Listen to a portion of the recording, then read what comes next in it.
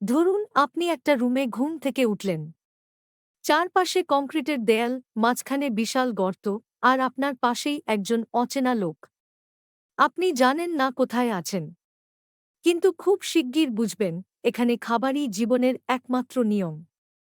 এটা কোনো সাধারণ কারাগার না, এটা দেহল, আর এখানে মানুষ কিভাবে মানুষ হয়ে থাকে সেটাই প্রশ্ন।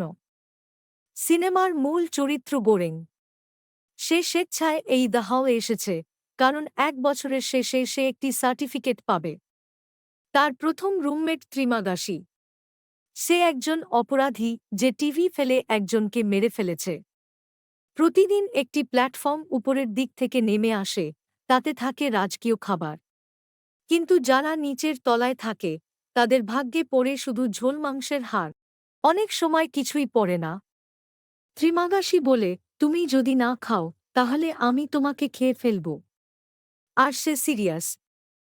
এখানে কেউ কারো জন্য কিছু রাখে না। প্রতি মাসে তলা বদলে যায়।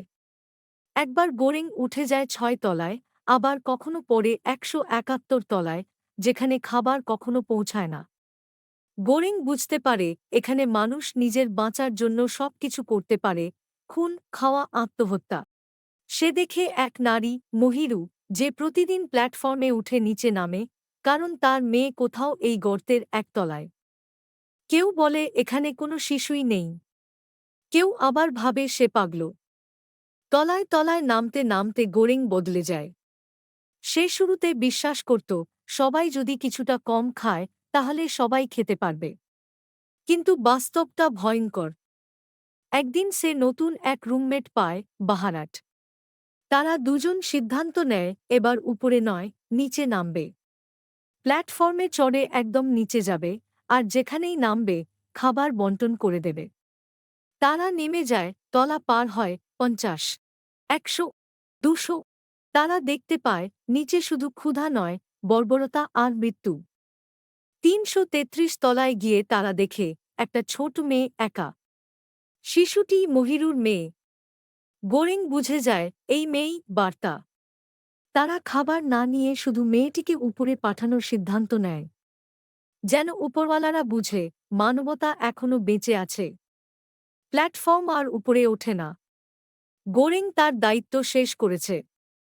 সে নেমে যায় অন্ধকারে, আর শিশুটি ওঠে উপরে। আমরা জানি না উপরের মানুষরা কিছু বুঝবে কিনা, কিন্তু একটা বার্তা গেছে, নিচে এখনো কিছু আলোক আছে। দ্য প্ল্যাটফর্ম সিনেমা আমাদের শেখায় সমাজের উপরে যারা আছে তারা সব পায়, আর নিচের লোকেরা শুধু অপেক্ষা করে একটু করুণার। এই সিনেমা শুধু এক কারাগারের গল্প না, এটা আমাদের সমাজের আসল চেহারা। তুমি কি পারতে এমন এক জায়গায় বাঁচতে? ভিডিওটা ভালো লাগলে লাইক দিও, সাবস্ক্রাইব করো, আর কমেন্টে লেখো তুমি হলে কোন তলায় থাকতে চাইতে।